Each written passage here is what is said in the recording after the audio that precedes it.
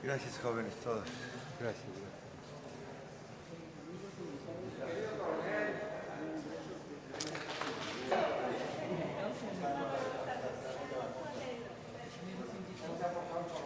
Muy bien, esto se puso bien. Está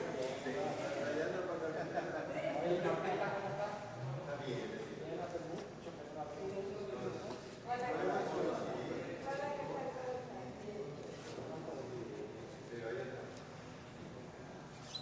Para el libre ejercicio de las profesiones de odontólogo, médico, farmacéutico y partero. Al amparo de este convenio llegaron muchos dentistas. Hoy en día, las profesiones de los descendientes se han diversificado.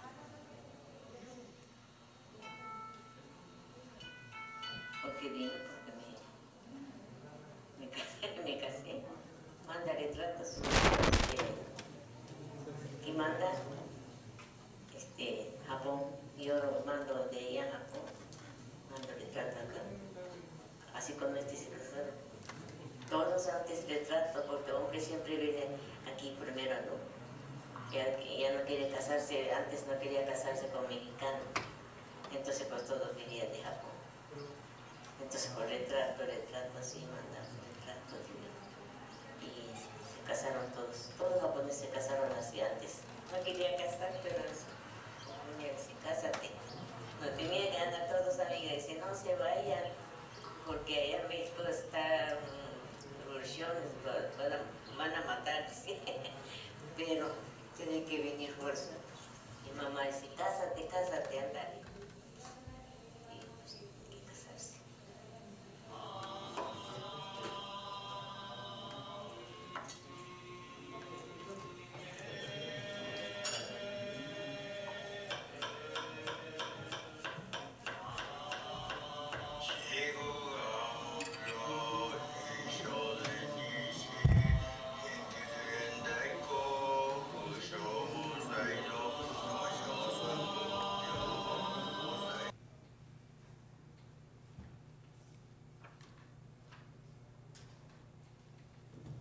Buenas noches.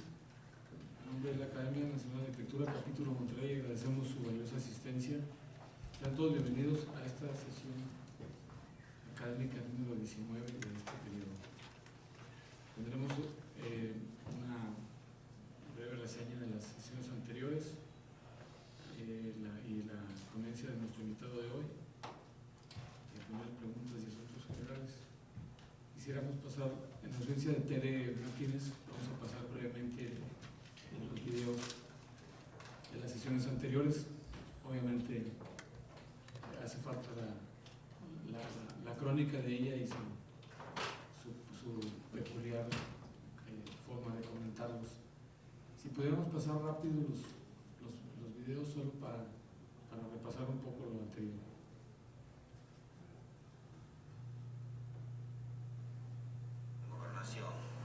En que todas las familias japonesas teníamos que salirnos. El sonido no es. Este es un evento que tuvimos en marzo, aquí en este lugar, en el cual se presentó la segunda parte de la ruta escultórica del río Santa Catarina, la ruta escultórica de las series del cemento. Participaron 7 escultores locales,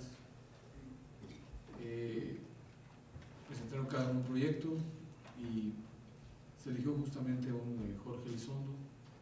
Estuvieron aquí los 7, hablaron de su experiencia en esta especie de concurso, presentaron también al final cada quien sus trabajos y bueno, fue un evento muy, en sí la participación de ellos fue un evento muy interesante, muy importante, de un gran respeto entre artistas, y bueno, pues terminaron incluso muy amigos entre ellos.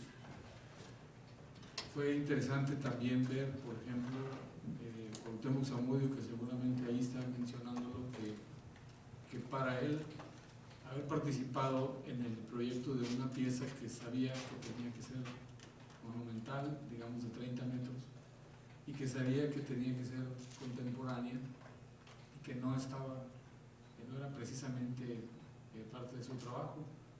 Fue muy interesante conocer la pieza que él presentó, que era una escultura de una mujer, pero decía él que había descubierto en esta experiencia un campo de la geometría sensual, así lo definió.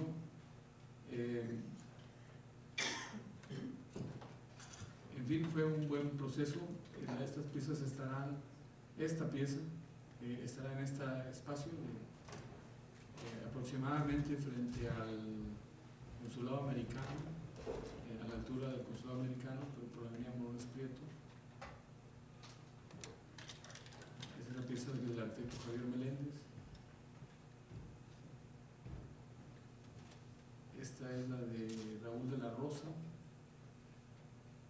Esta pieza es de Alberto Cavazos.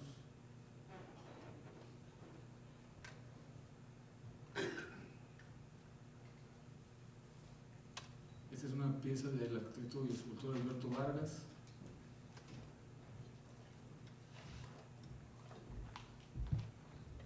Esta es justamente la de Cuauhtémoc Zamudio.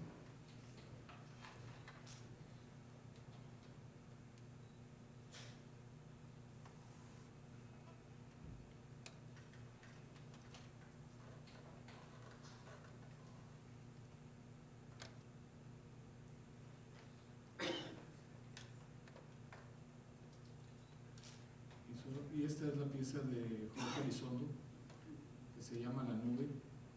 Pues justamente es una nube de acero levantada en una base de concreto. Prácticamente pues la escultura está en el aire. No sé si pudiéramos adelantar un poquito el video allá para la cabina para pasarnos a la bueno, casi que vale.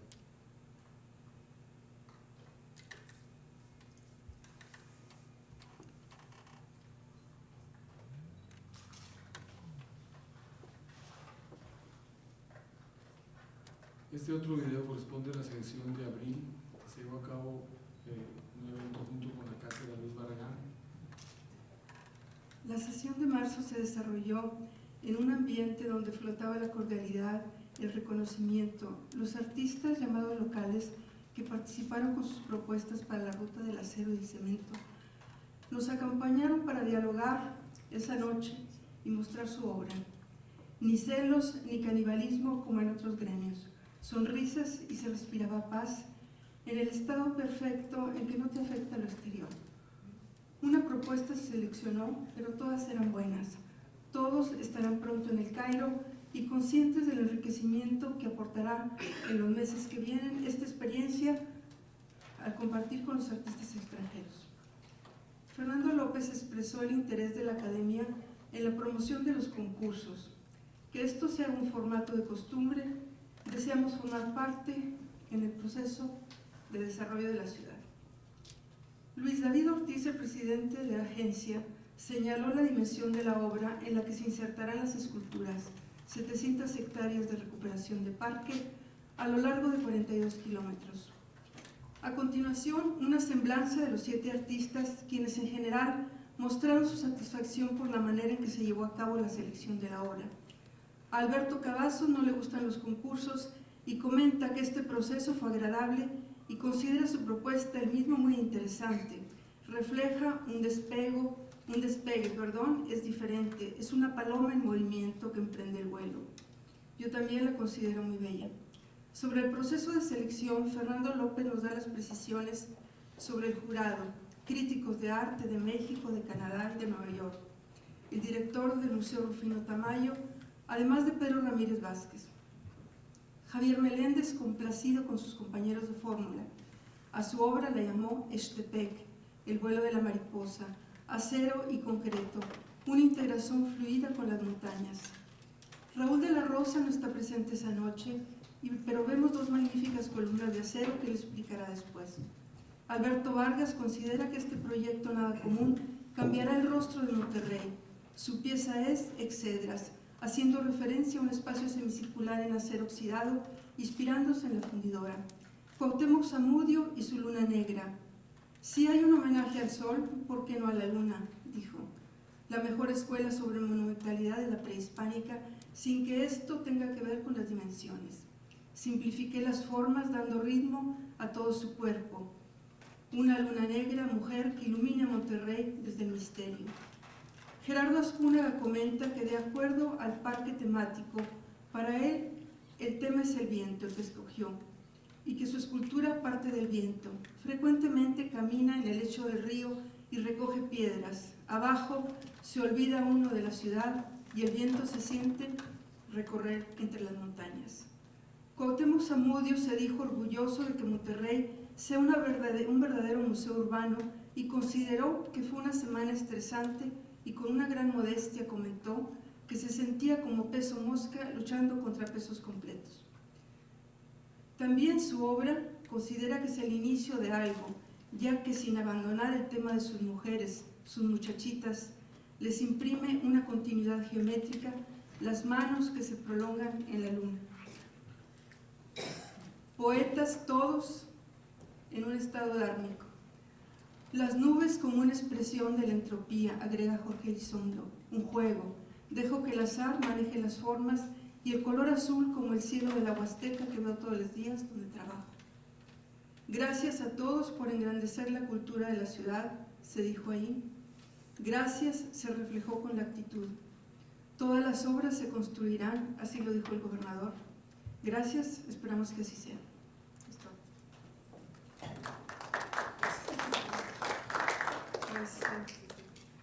Pues la otra es la que no se vio nada. Tuvo lugar en Marco, pero la acústica es terrible y justamente digo que no se vio nada, ¿no? Entonces, un breve comentario y los dejaré con las imágenes en ese magnífico marco, que es el Museo Marco, en un espacio de doble altura donde los ponentes no lograron hacer llegar su voz al público y aún menos a la cámara que graba para la academia. La velada se inicia con la premiación de los alumnos del concurso Rincones del TEC en el que participaron 34 campus. Bueno, y como la conversación fue imposible de seguir, solamente señalo que el arquitecto Eduardo Souto de Mura es de los más brillantes y reconocidos de su generación, y en su arquitectura se destaca el rigor y la precisión, así como una profunda sensibilidad hacia el contexto en su obra, y se aprecia el sabio, riguroso manejo de los materiales, piedra, paños de vidrio, hormigón, madera y acero. Se conjugan con sutileza con una gran riqueza de matices, interés arquitectónico. Y con el paso de los años, Eduardo Souto ha ido adquiriendo y enriqueciendo su arquitectura con un lenguaje más personal y sensible, con el lugar entre sus principales obras merece destacarse el Mercado Municipal de Braga, un organismo lineal apoyado en rotundos muros con un espacio cubierto por una gran losa, soportada por pilares de hormigón, las casas en Oporto caracterizadas por el manejo de potentes muros, y entendimiento de la naturaleza en sintonía directa con la arquitectura. Las casas en los viñedos merecen también citarse, asimismo los anexos en la Rúa Vilariana en Oporto, ejemplo muy representativo de la extraordinaria sensibilidad de Souto de Moura para poner en tensión arquitectura y naturaleza. Pero esa noche en Marco solo logramos entender que nuestros problemas son diferentes. Para él, la desertificación del centro no es un problema, son etapas. Finalmente, el centro recuperará su vida porque es atractivo. El problema son las periferias porque no hay nada. Juan Ignacio Barragán comentó que nuestro centro tiene otros problemas como la insuficiencia de infraestructura, equipamiento, y que en la periferia compiten los centros comerciales con sus espacios cubiertos para caminar, climatizados, y que son muy atractivos. Y Juan Ignacio tiene mucha experiencia con el micrófono, por eso lo escuchamos. Y yo recalco que desgraciadamente no pudimos escuchar a Esposito y le cambiaron 3 veces el micrófono. Yo los iba a dejar solamente con las imágenes de un espacio multifuncional que no lo es. Bueno, para desgracia.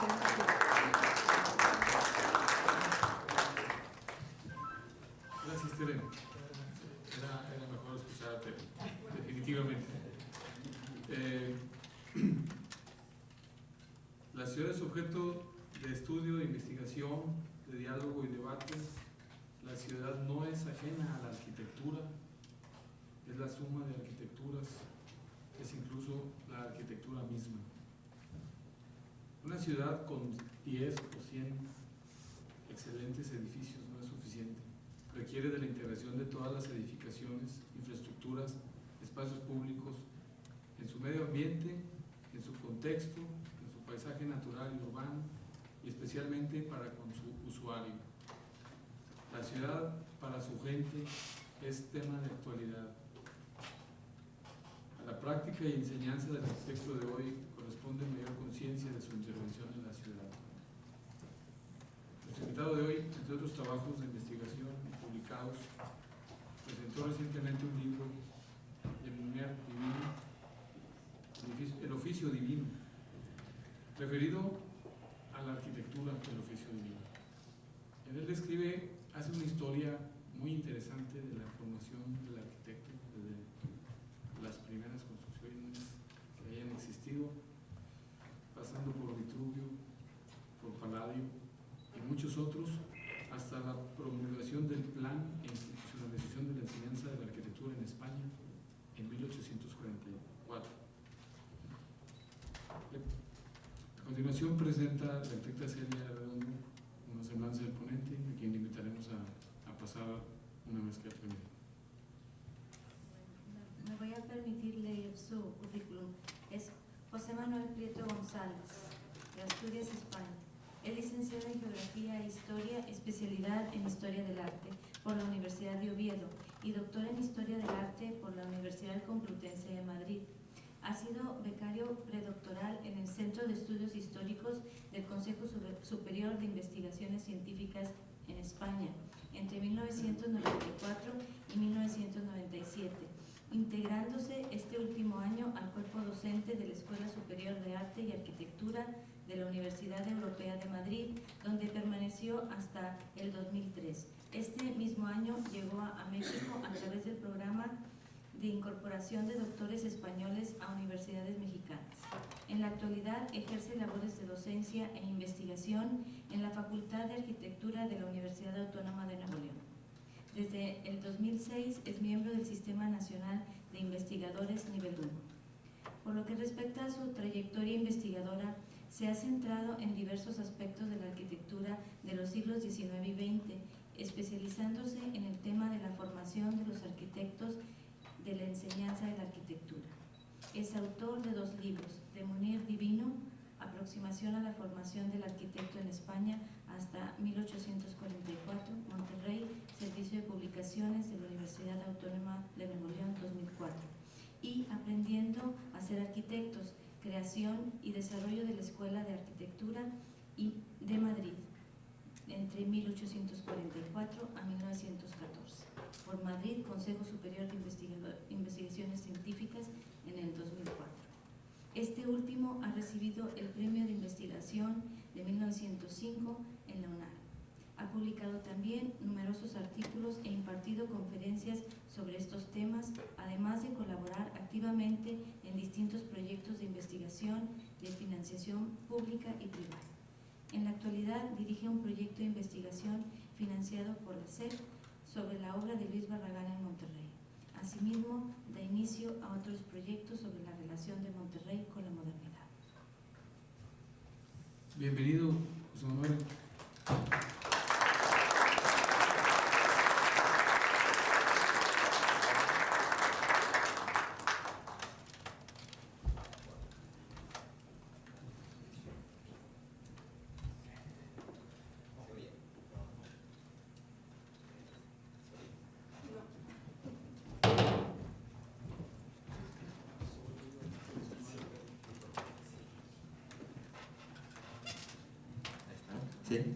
Se me oye, ¿no?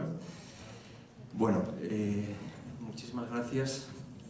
Para empezar, al público asistente que amablemente se ha posado por aquí esta tarde, ¿no? Muchísimas gracias también a Fernando, por supuesto, que bueno, fue el que me invitó, ¿no?, a estar con ustedes esta tarde. Por entroncar un poquito con el video temático que estábamos viendo ahí de los japoneses mexicanos, yo me estaba identificando un poco, porque a pesar de que llevo 4 años en el país, pues uno llega a un punto en el que no sabe muy bien ya lo que es, ¿no? Si es español, si es ya medio mexicano, ¿no? Yo creo en cualquier caso, y no deja de ser curioso, ¿no?, porque cuando nos mandó Fernando el correo electrónico con la presentación de mi plática esta tarde, aquí es curioso, me sorprendí ver debajo de mi nombre y de mis apellidos Asturias y España, ¿no? Porque dije, como que me sentía raro, ¿no? Un poco raro, ¿no? Después de 4 años aquí, ¿no? Y de alguna manera pensé, dije, bueno, quizá Fernando quiso generar un poco más de atractivo con una figura internacional, ¿no? O que venía de fuera, ¿no? Cuando realmente pensé, dije, caray, quizá me hubiera gustado más en el sentido que me hubieran puesto Monterrey debajo y punto, ¿no? Ya de alguna manera me considero un poco regiomontano, ¿no? ¿Bien? Por supuesto, bueno, lo digo con absoluto cariño y afecto, ¿no?, a Fernando. Lo que nos ha reunido aquí esta tarde, bueno, el día que me llamó Fernando y estuvimos platicando un poco, ¿no?, el tema de, digamos, como denominador común, el tema de la ciudad, ¿no?, y de estos encuentros con la ciudad. Digamos que la ciudad es aquí, repito, el denominador común, ¿no? El protagonista hoy aquí sería la investigación, ¿no?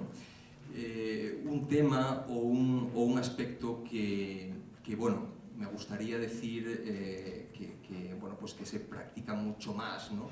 Pero lo cierto es que, bueno, a las pruebas me remito, ¿no? O sea, creo que se podía estar haciendo mucha más investigación en esta ciudad, porque además, bueno, en fin, yo he de confesar, yo en principio llegué aquí al país para estar 1 año, nada más. Llevo ya a estas alturas unos 4, aproximadamente. Y reconozco que una de las razones que me hizo quedarme en última instancia fue, bueno, que Monterrey me di cuenta que era un verdadero territorio virgen en materia de investigación y en temas de arquitectura, urbanismo y arte en general, ¿no? O sea, creo que hay muchísimas cosas por investigar y por estudiar, es una cantera amplísima.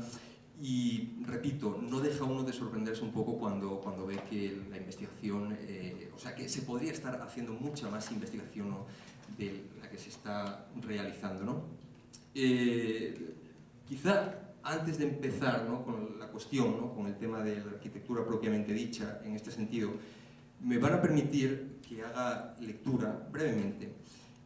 Hace unos 15 días aproximadamente recibí un correo electrónico de un muchacho de una preparatoria de la universidad que me resultó muy interesante, y en ese correo electrónico me pedía que si podía responder a unas preguntas sobre investigación. Parece ser bueno, que fue un trabajo que les pidieron en una asignatura, creo que es de Artes y Humanidades, si mal no recuerdo. Y bueno, pues estos días pensando un poco qué les podía platicar de cuestiones de investigación, me acordé de las respuestas que le había dado a este muchacho y creo que como introducción pueden ser interesantes, ¿no? Me preguntaba este muchacho, al investigar, ¿qué se propone averiguar? Le contesté, el concepto de investigación es bastante amplio. Un policía que pretenda resolver un crimen debe iniciar un proceso de investigación. Debe reunir datos y pistas para, de ese modo, encontrar al culpable o culpables. Nosotros, los investigadores científicos, hacemos algo parecido al policía. Nos fijamos unos objetivos, aquello sobre lo que queremos investigar, y buscamos información, datos de diversa índole para hallar respuestas. Otro ejemplo que podría ponerte sería el del doctor, un doctor de hospitales, ¿no? Cuando éste recibe en su consulta a una persona enferma, debe interrogarla, debe preguntarle por sus síntomas o cuáles son sus síntomas, ¿no? Si tiene fiebre, tos, mareos, vómitos, diarrea, etc. Y a partir de la información dada por el paciente y de las exploraciones del propio doctor podrá hacerse un diagnóstico y obtener una respuesta. Por ejemplo, tiene usted gripe. En síntesis, lo que pretendo al iniciar una investigación es encontrar respuestas a un problema determinado que yo mismo formulo o planteo a partir de inquietudes que me puedan surgir. Por ejemplo, yo llevo solo 4 años en Monterrey y cuando llegué a la ciudad quise saber si el arquitecto mexicano Luis Barragán, al que ya conocía bastante bien desde España, ya fallecido pero conocido en todo el mundo y a nivel internacional, había diseñado alguna obra para Monterrey. Me puse a investigar y empecé a encontrar respuestas a mis inquietudes. Descubrí que sí, que había realizado 2 obras para Monterrey, una casa en San Pedro y el Faro del Comercio en la Macroplaza. Pero como podrá suponer, la investigación ha sido más profunda y compleja. Otra de las preguntas era, ¿qué lo alienta a seguir investigando? La respuesta fue, en primer lugar, te diré que me gusta lo que hago, por lo que no necesito demasiados alientos para seguir investigando. Obviamente, me gusta que mi trabajo, si está bien realizado, sea reconocido por la sociedad.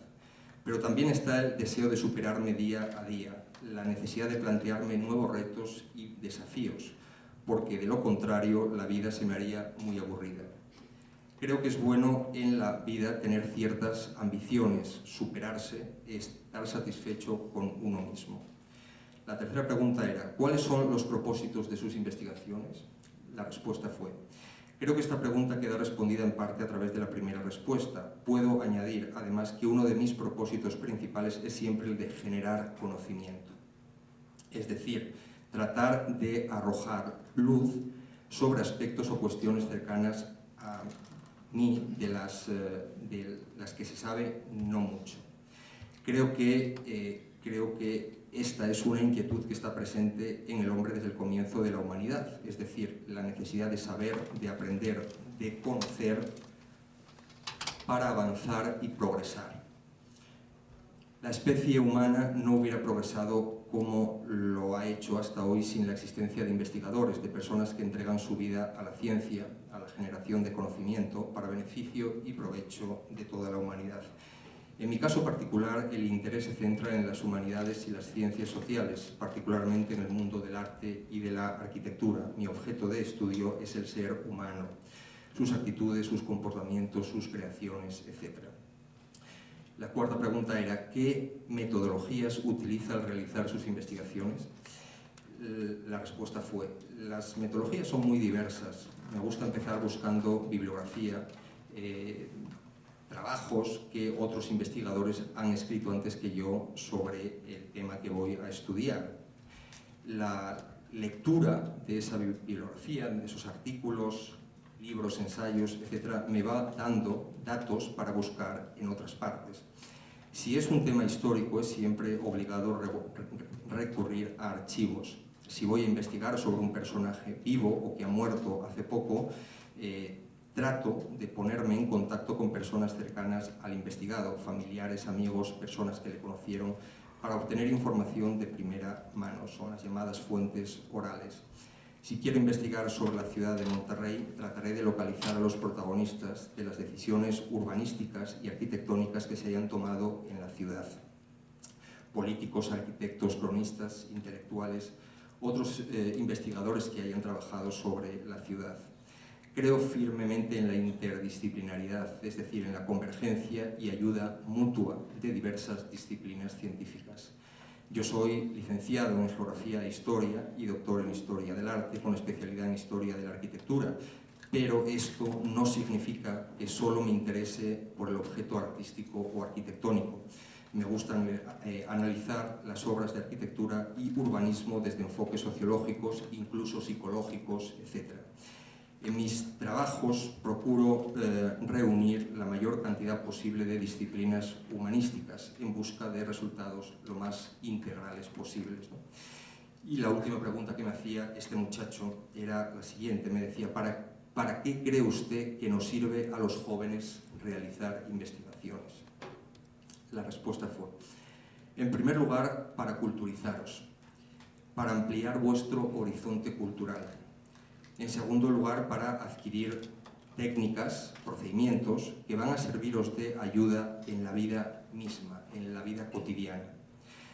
Te pongo un ejemplo y les adelanto que el ejemplo que digo aquí es un ejemplo real que yo viví en carne propia cuando llegué, al poquito de llegar aquí a la ciudad, ¿no? Le decía, imagina que acabas de comprarte un coche de segunda mano y cuando crees que ya todo está en regla, te dicen en vialidad y tránsito que debes pagar 5.000 pesos de multas que el anterior dueño del carro no pagó. Tienes dos opciones: o pagar esa cantidad de dinero, a pesar de que es una injusticia, porque tú no eres el responsable de esas multas, o ponerte a investigar acerca de las instancias u oficinas públicas a las que podrías recurrir para resolver el problema. Lamentablemente, muchos ciudadanos optan simplemente por no pagar y por no hacer nada. Pero, obrando así, el problema seguirá sin resolver y se irán acumulando deudas y más deudas. Lo valiente, entre comillas valiente, ¿no?, y lo responsable es resolver el problema que se te ha planteado, es decir, hacerle frente. Y para ello tienes que poner en práctica métodos. Si aplicas estos métodos en investigaciones escolares o académicas, luego podrás aplicarlos también en los problemas de la vida diaria. Por otra parte, puede que la práctica de la investigación, ahora que sois jóvenes, os sirva para seguir investigando después, cuando lleguéis a la universidad, e incluso que hagáis de la investigación vuestra forma de vida en el futuro, vuestro trabajo profesional, es decir, lo que os dé de comer en la vida, como es mi caso. Bueno, simplemente una introducción. Repito que me acordé esta mañana de estas respuestas que le había mandado a este muchacho, que me parecen muy interesantes y de verdad aplaudo a la profesora de estos muchachos que les haya animado a, bueno, pues a que se preocupen, a que se interesen por la investigación, ¿no? Según parece, la profesora les animó simplemente a que entraran en la página web de la universidad y que ahí iban a encontrar una serie de correos electrónicos de los investigadores, ¿no? Y el muchacho, pues con entera libertad, contactó con nosotros, ¿no? Bueno, sobre el tema de la investigación, obviamente, repito, en fin, podríamos estar aquí un día entero, ¿no?, platicando. Ya digo, simplemente, bueno, lamento, ¿no?, un poco que la investigación no esté más desarrollada en la ciudad, ¿no? Creo que se deberían formar más equipos de trabajo, equipos interdisciplinares, ¿no? Yo por ejemplo, formo parte. Esta mañana hemos tenido una reunión, tenemos un seminario de la ciudad, nos reunimos en el obispado, concretamente de manera periódica, una serie de investigadores, entre los que hay, bueno, pues, arqueólogos, sociólogos, historiadores, etcétera, ¿no? Y creo que, bueno, pues por ahí es por donde hay que empezar, ¿no? Confieso que soy un poco escéptico, por ejemplo, con este gran proyecto que está ahora planteado por las autoridades estatales de Monterrey como ciudad del conocimiento, ¿no? Y soy un poco escéptico, y ojalá me equivoque en ese sentido, ¿no? Pero soy escéptico precisamente por eso, ¿no? Porque creo que no hay muchos investigadores en la ciudad, ¿no? Y para sacar adelante un proyecto de esas características, con ciertas garantías, ¿no?, pues hacen falta muchos más investigadores, ¿no? Yo creo que es por ahí por donde tendríamos que empezar seguramente, ¿no? Pero bueno, en fin. Bueno, vamos ya con el tema específico, ¿no?, que es un poco el tema de la investigación referida exclusivamente al campo de la ciudad, ¿no? Voy a platicarles un poco de lo que ha sido mi experiencia investigadora en estos años, ¿no?, en estos 4 años, o casi podrían decir en estos 2 últimos años, porque los 2 primeros vine con proyectos heredados de España, ¿no?, digamos, y entonces, bueno, pues eso me ocupó algún tiempo, ¿no? Por lo tanto, bueno, digamos que la investigación propiamente centrada en Monterrey o en Nuevo León me llevó estos 2 últimos años, ¿no? Quise ponerle a esta presentación el subtítulo del mítico oficio divino a una realidad de insuficiencias, ¿no? El día que platiqué con Fernando me comentaba en la presentación de mi libro que comentaba hace un rato, ¿no? El tema del oficio divino. Si podemos pasar, por favor. Bueno, esta es la portada de esa publicación a la que antes les estaba haciendo alusión Fernando, ¿no? De munere divino, es la expresión latina, quiere decir el oficio divino, ¿no? El oficio divino no deja de ser una metáfora, ¿no? De la imagen de Dios como arquitecto, ¿no? Que es la que podemos ver ahí en la portada, ¿no? Es un grabado de William Blake que muestra precisamente esa imagen de Dios arquitecto, o sea, Dios con el compás, Dios como arquitecto creador del universo, y en ese sentido, bueno, pues se plantea un poco pues, como el punto de partida mítico de la arquitectura, ¿no? De lo que debería ser la verdadera arquitectura, ¿no? Y la verdadera arquitectura o el oficio divino no deja de ser un ideal también en última instancia. A mí me da mucha pena ver hoy cómo se ha desvirtuado la arquitectura, la profesión de arquitecto. Digo siempre que hay muchos arquitectos que tienen su título, su diploma que pone arquitecto, pero creo que ese título, a muchos que se llaman arquitectos, les queda grande, muy grande. En el sentido de que, pues de que muchas veces se llama arquitectura a lo que no es sino construcción. Y es un error tremendo equiparar arquitectura y construcción.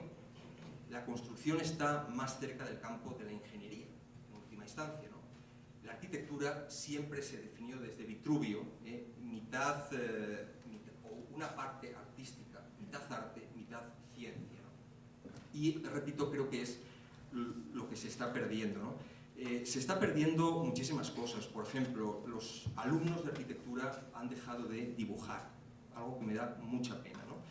En los planes de estudio, por ejemplo, una asignatura que yo considero básica en la formación de un arquitecto, como es dibujo del natural, se ha perdido, prácticamente ha desaparecido de los planes de estudio. Y es una pena tremenda. Yo cuando estaba en la Escuela de Arquitectura de Madrid, obligaba a mis alumnos, cuando salían de viaje por ahí, a que llevaran un cuaderno de hojas blancas y a que dibujaran. Por supuesto podían llevar su cámara digital, su cámara fotográfica digital, pero siempre les decía lo siguiente, o sea, una cámara fotográfica nos va a dar una imagen objetiva de la realidad, objetiva, mientras que el dibujo va a ser una percepción subjetiva de la realidad. Es decir, si yo le tomo una fotografía a una persona, la fotografía me va a dar la imagen objetiva, neutra. Sin embargo, si 4 personas nos ponemos a dibujar a esa persona, seguramente que los resultados al final van a ser distintos, completamente distintos, y en última instancia complementarios. Es decir, nos van a dar una perspectiva de la persona mucho más completa. La parte artística en este sentido, repito, es una pena, pero se está perdiendo, ¿no? Incluso la colaboración, aquello que se llamó y que dio, por cierto,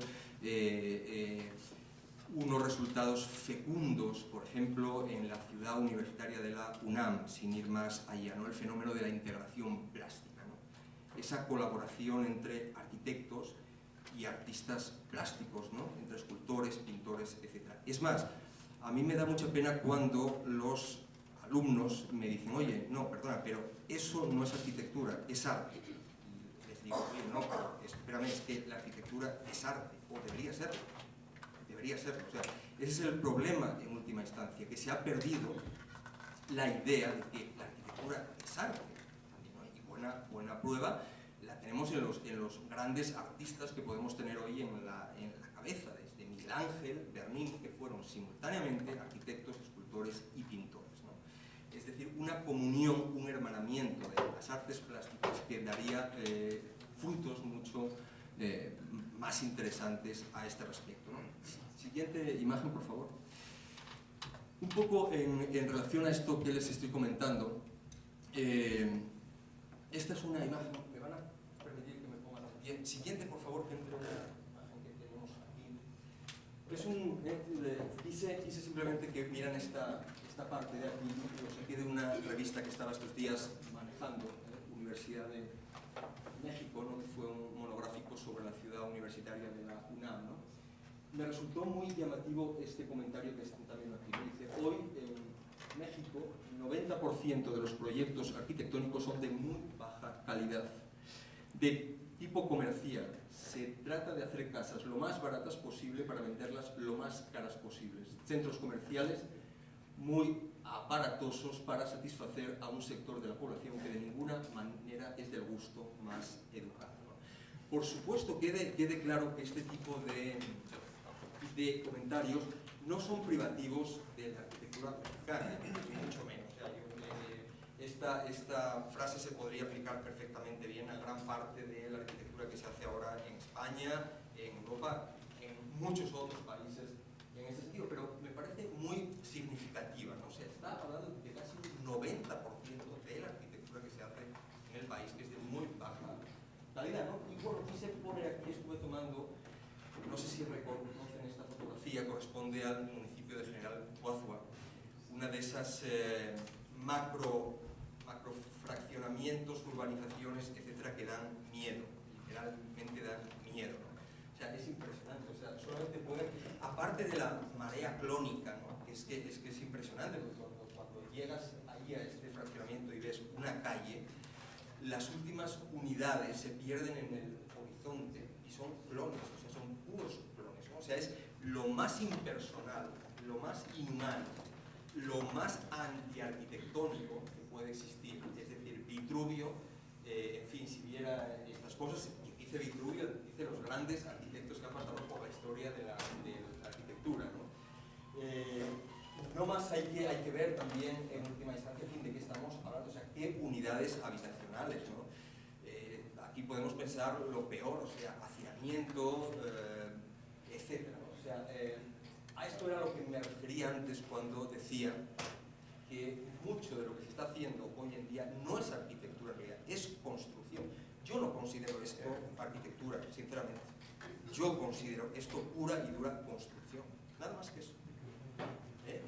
Donde, bueno, lo que interesa es lo que ahí está diciendo este sector, o sea, hacer casas lo más baratas posibles, que al promotor inmobiliario les hagan lo más baratas posibles y venderlas lo más caras posible.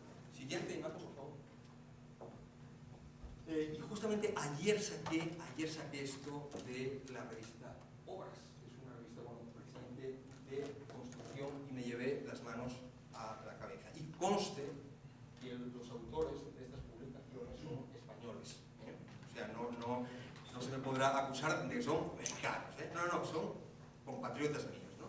Bueno, pues sinceramente me llevo las manos a la cabeza ver lo que se está publicando, lo que se está publicando de arquitectura, ¿no? Cómo conseguir más y mejores proyectos, cómo dirigir a las personas y organizar el estudio, cómo ganar dinero trabajando de arquitecto. Parece ser que a eso es a lo que se ha reducido ser arquitecto, a cómo ganar dinero. Lo cual forma parte, en última instancia, de la moral del éxito que nos envuelve, ¿no? Y parece ser que para que uno pueda triunfar en la sociedad actual tienes que ser rico, hermoso, bonito, etcétera, etcétera, etcétera, ¿no? Y yo creo que hay algo más, ¿no? Hay algo más, repito, que se nos escapa, ¿no? Pero, sinceramente, me da mucha pena ver este tipo de bibliografías relacionadas con la arquitectura, ¿no? Siguiente, por favor. Bueno, esta imagen quise traerla aquí por otro aspecto que creo que es importante en el mundo de la investigación, y es el rigor, la rigurosidad, el rigor científico, ¿no? Es decir, no vale, si yo tengo dudas sobre un dato que me han dado, no vale ponerlo, no vale publicarlo, o sea, habrá que cerciorarse, habrá que acudir a otras fuentes, habrá que contrastar informaciones para lo que publique sea pues, lo cierto o lo verídico, ¿no? Es significativo, quise traerles esto que es, bueno, forma parte, como saben, de los catálogos de INA. Espero que no haya mucha gente del INA por aquí que se sienta aludida, ¿no? Pero no, o sea, es muy curioso por lo siguiente, ¿no? Es un edificio de la ciudad al que yo le tengo especial cariño, especial aprecio, ¿no? Es este edificio, bueno, que está ahí está en Padre Mier, esquina con Galeana, ¿no? Que funcionó como entidad bancaria ya desde el principio. Me gusta porque creo que es uno de los ejemplares historicistas más logrados en la ciudad, ¿no? Es un neorrenacimiento, un neorrenacentista. El primer día que lo vi se me vinieron a la cabeza inmediatamente los palacios florentinos del 480 en Italia, el Palacio Medici Riccardi, el Palacio Pitti, etc., ¿no? Poniéndome a investigar, efectivamente encontré que el constructor, no di con el arquitecto, posiblemente los planos salieron del propio constructor, pero el constructor había venido de Italia, ¿no? Era un tal Giacomo, no recuerdo ahora su apellido, pero bueno, había venido de Italia, lo cual explica esa querencia italianizante del edificio que estamos viendo aquí, ¿no? Esa falta de rigor, que a lo mejor no tiene que ver con Lina en este sentido, cierto, porque bueno, aquí están poniendo una información oral que dice que el edificio se creó en 1934, ¿verdad? Creo que se ve ahí, 1934 aproximadamente. Siguiente. Sin embargo, hace poco encuentro en una revista de la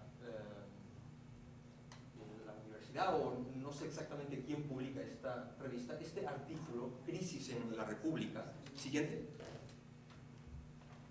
donde aparece el edificio y se dice, bueno, fachada de la casa de don Manuel Zeta Gómez, según tengo entendido fue un antiguo gobernador del estado, en cuyo interior se verificó el histórico pero a la vez hermético encuentro entre Juárez y Vidal. Si esto es así, el edificio, como mínimo, tiene que ser del año 1864. Es decir, estamos hablando de una diferencia de 70, casi 80 años. Claro, los alumnos, sobre todo, tienden a dar un valor sacrosanto, sagrado, a lo que está escrito en letra impresa. La pregunta es, ¿a qué le hacemos caso? ¿A lo que dice el catálogo de Lina o a lo que dice esta revista? O sea, a eso es a lo que yo le llamo, en principio, falta de rigor, ¿no?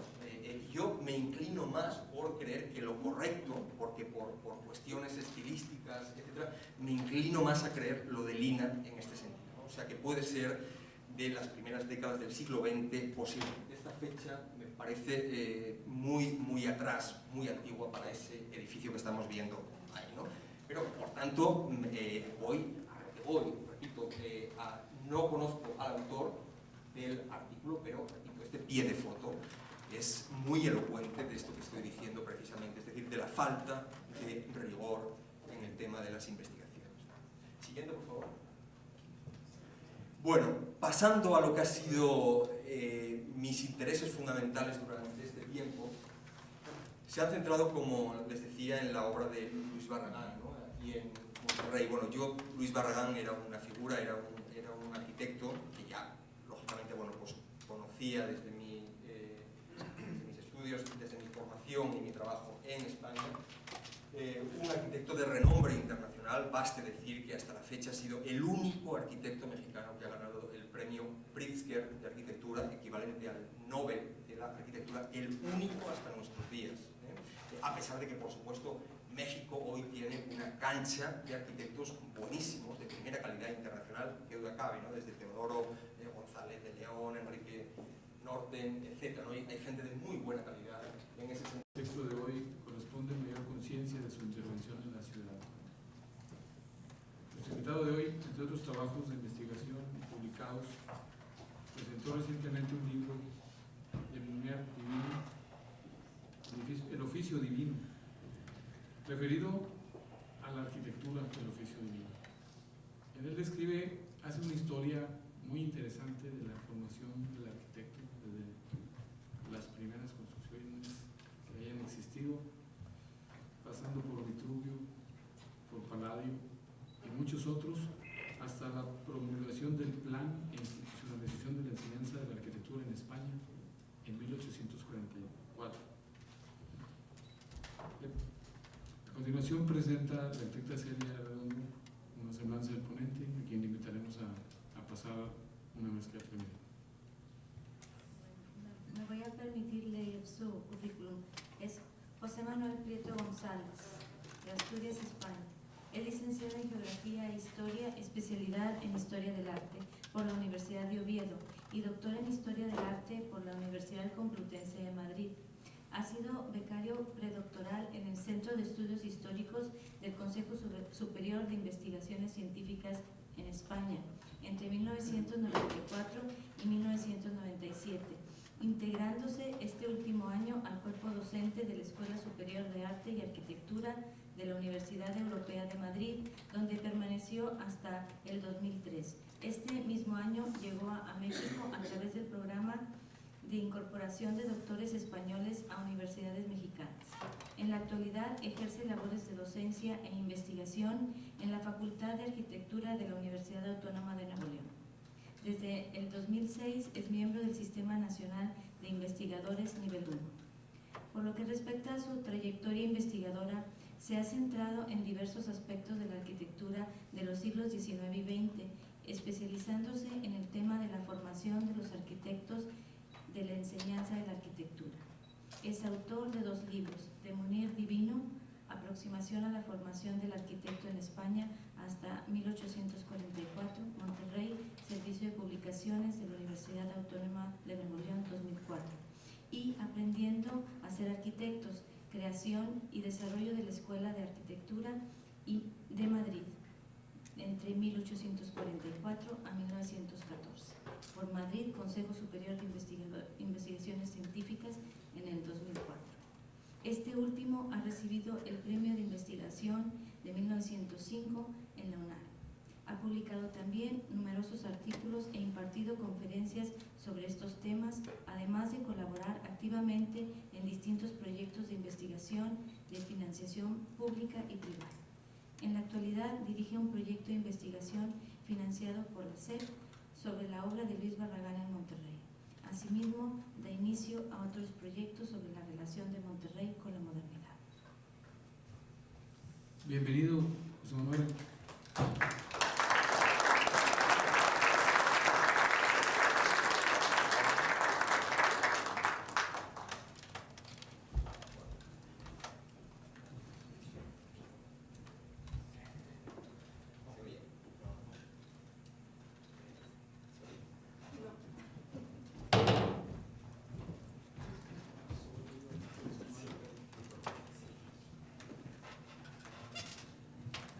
Sí, se me oye, ¿no?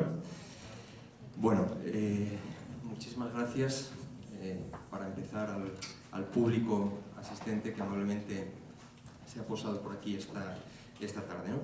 Muchísimas gracias también a Fernando, por supuesto, que bueno, fue el que me invitó, ¿no?, a estar con ustedes esta tarde.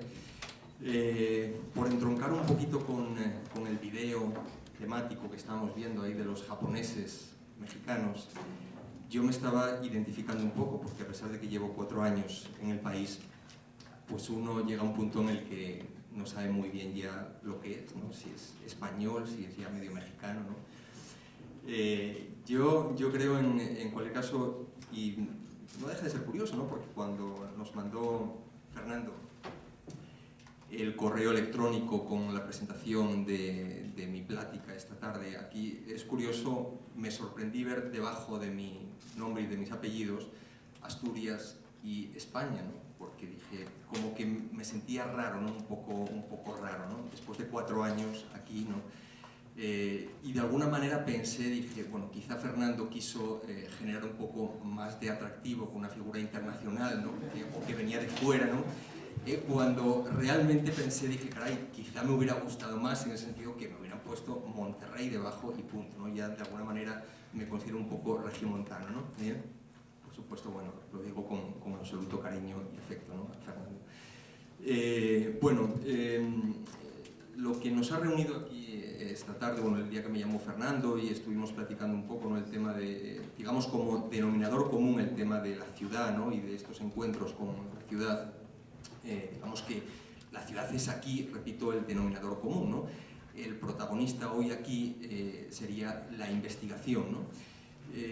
Un tema o un aspecto que bueno, me gustaría decir bueno, pues que se practica mucho más, ¿no?, pero lo cierto es que, bueno, a las pruebas me remito, ¿no? O sea, creo que se podía estar haciendo mucha más investigación en esta ciudad, porque además, bueno, en fin, yo he de confesar, yo en principio llegué aquí al país para estar un año, nada más.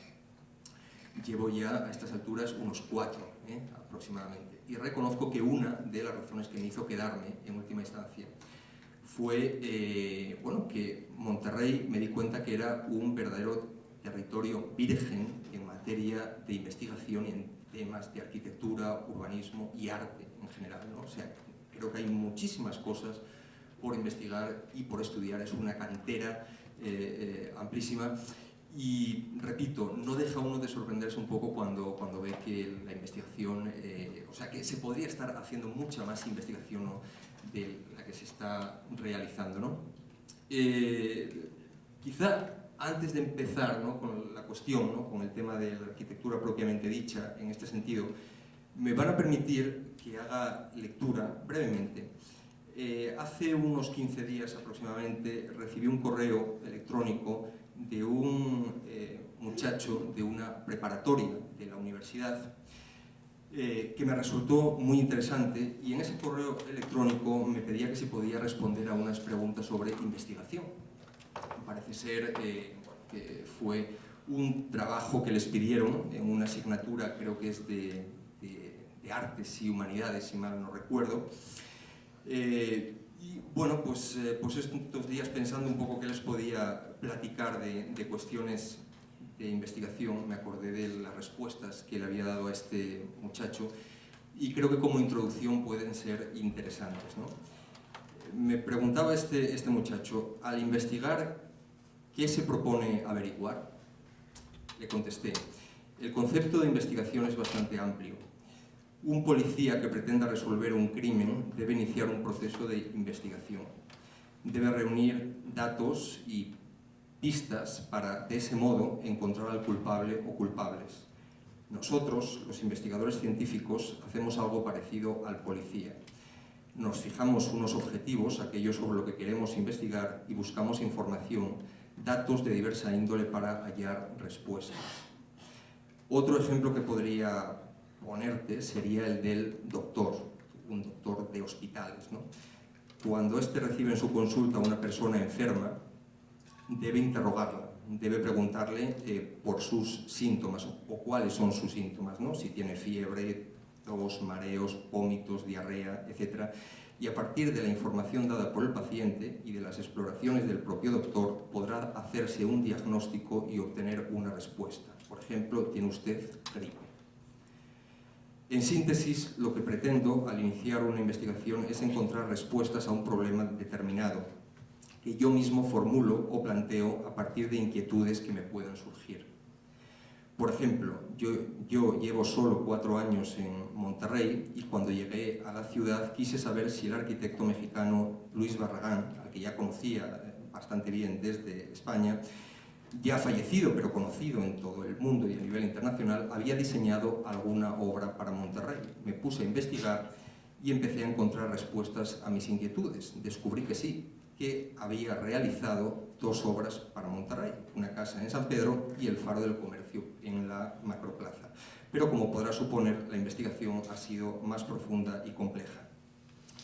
Otra de las preguntas era, ¿qué lo alienta a seguir investigando?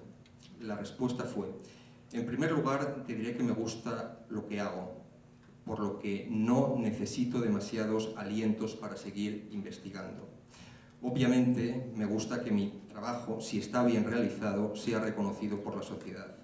Pero también está el deseo de superarme día a día, la necesidad de plantearme nuevos retos y desafíos, porque de lo contrario la vida se me haría muy aburrida.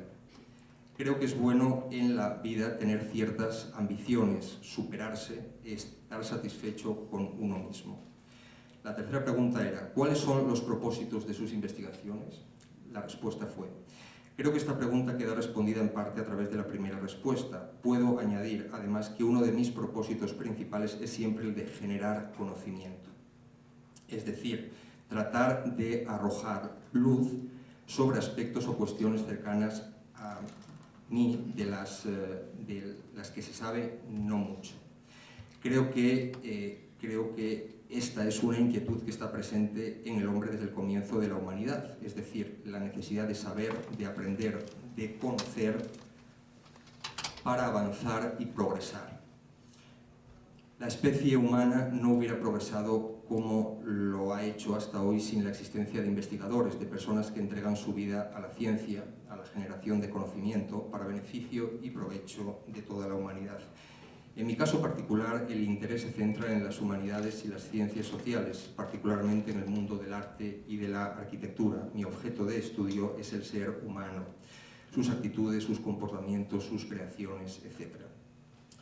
La cuarta pregunta era, ¿qué metodologías utiliza al realizar sus investigaciones? La respuesta fue, las metodologías son muy diversas. Me gusta empezar buscando bibliografía, trabajos que otros investigadores han escrito antes que yo sobre el tema que voy a estudiar. La lectura de esa bibliografía, de esos artículos, libros, ensayos, etc., me va dando datos para buscar en otras partes. Si es un tema histórico, es siempre obligado recurrir a archivos. Si voy a investigar sobre un personaje vivo o que ha muerto hace poco, trato de ponerme en contacto con personas cercanas al investigado, familiares, amigos, personas que le conocieron, para obtener información de primera mano. Son las llamadas fuentes orales. Si quiero investigar sobre la ciudad de Monterrey, trataré de localizar a los protagonistas de las decisiones urbanísticas y arquitectónicas que se hayan tomado en la ciudad. Políticos, arquitectos, cronistas, intelectuales, otros investigadores que hayan trabajado sobre la ciudad. Creo firmemente en la interdisciplinaridad, es decir, en la convergencia y ayuda mutua de diversas disciplinas científicas. Yo soy licenciado en Geografía e Historia y doctor en Historia del Arte, con especialidad en Historia de la Arquitectura, pero esto no significa que solo me interese por el objeto artístico o arquitectónico. Me gusta analizar las obras de arquitectura y urbanismo desde enfoques sociológicos, incluso psicológicos, etc. En mis trabajos procuro reunir la mayor cantidad posible de disciplinas humanísticas en busca de resultados lo más integrales posibles, ¿no? Y la última pregunta que me hacía este muchacho era la siguiente, me decía, ¿para qué cree usted que nos sirve a los jóvenes realizar investigaciones? La respuesta fue, en primer lugar, para culturizaros, para ampliar vuestro horizonte cultural. En segundo lugar, para adquirir técnicas, procedimientos que van a serviros de ayuda en la vida misma, en la vida cotidiana. Te pongo un ejemplo y les adelanto que el ejemplo que digo aquí es un ejemplo real que yo viví en carne propia. Cuando llegué, al poquito de llegar aquí a la ciudad, ¿no?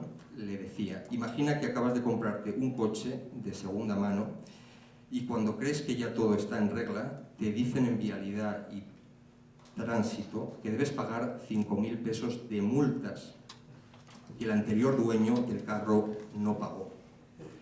Tienes dos opciones, o pagar esa cantidad de dinero a pesar de que es una injusticia, porque tú no eres el responsable de esas multas, o ponerte a investigar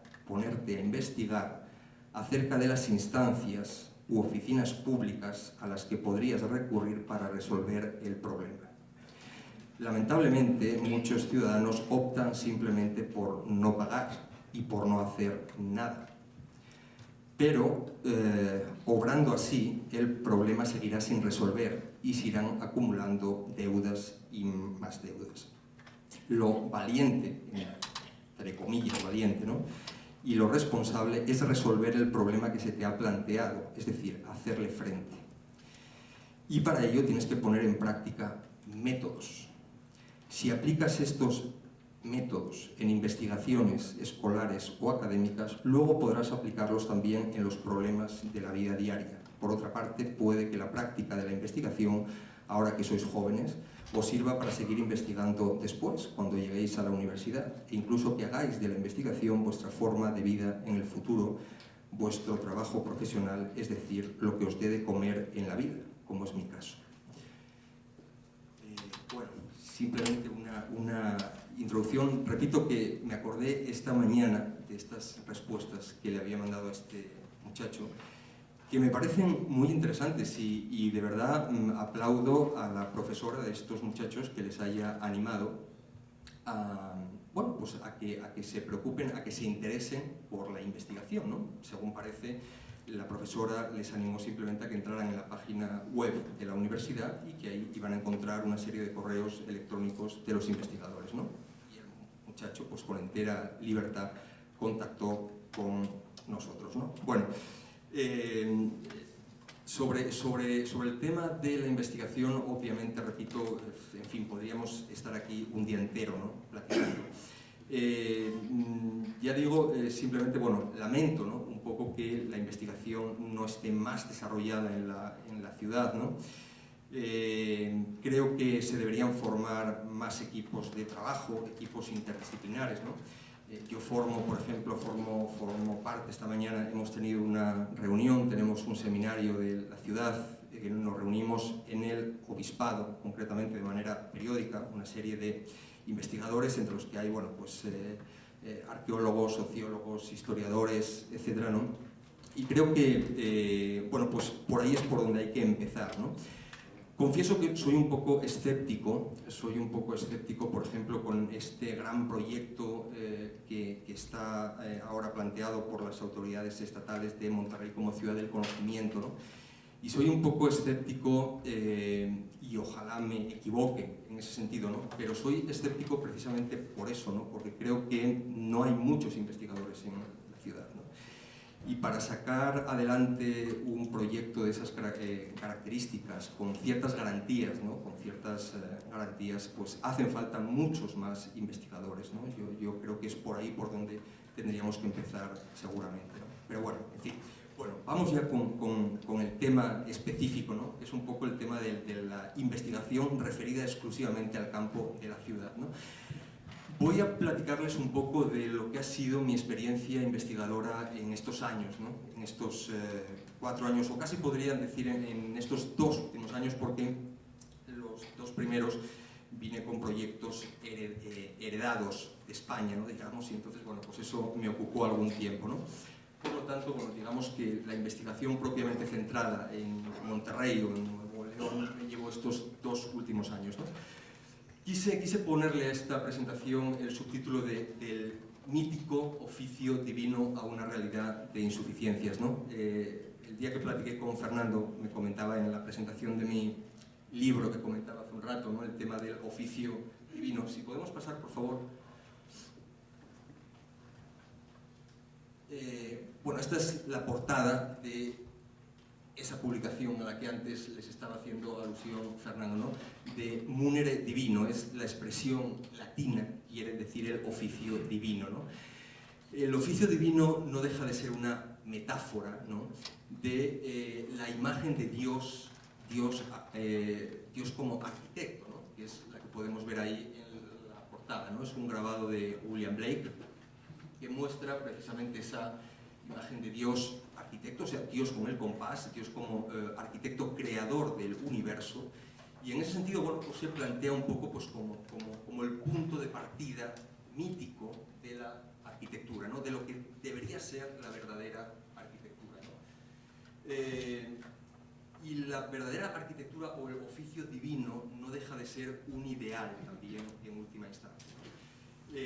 A mí me da mucha pena ver hoy cómo se ha desvirtuado la arquitectura, la profesión de arquitecto. Digo siempre que hay muchos arquitectos que tienen su título, su diploma que pone arquitecto, pero creo que ese título, a muchos que se llaman arquitectos, les queda grande, muy grande. En el sentido de que, pues de que muchas veces se llama arquitectura a lo que no es sino construcción.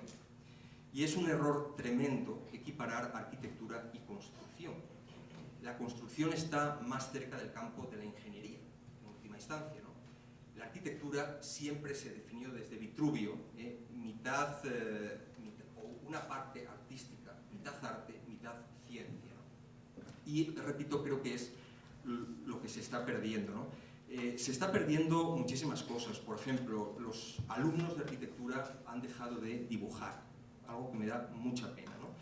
En los planes de estudio, por ejemplo, una asignatura que yo considero básica en la formación de un arquitecto, como es dibujo del natural, se ha perdido, prácticamente ha desaparecido de los planes de estudio. Y es una pena tremenda. Yo cuando estaba en la Escuela de Arquitectura de Madrid, obligaba a mis alumnos, cuando salían de viaje por ahí, a que llevaran un cuaderno de hojas blancas y a que dibujaran. Por supuesto podían llevar su cámara digital, su cámara fotográfica digital, pero siempre les decía lo siguiente, o sea, una cámara fotográfica nos va a dar una imagen objetiva de la realidad, objetiva, mientras que el dibujo va a ser una percepción subjetiva de la realidad. Es decir, si yo le tomo una fotografía a una persona, la fotografía me va a dar la imagen objetiva, neutra. Sin embargo, si 4 personas nos ponemos a dibujar a esa persona, seguramente que los resultados al final van a ser distintos, completamente distintos, y en última instancia complementarios. Es decir, nos van a dar una perspectiva de la persona mucho más completa.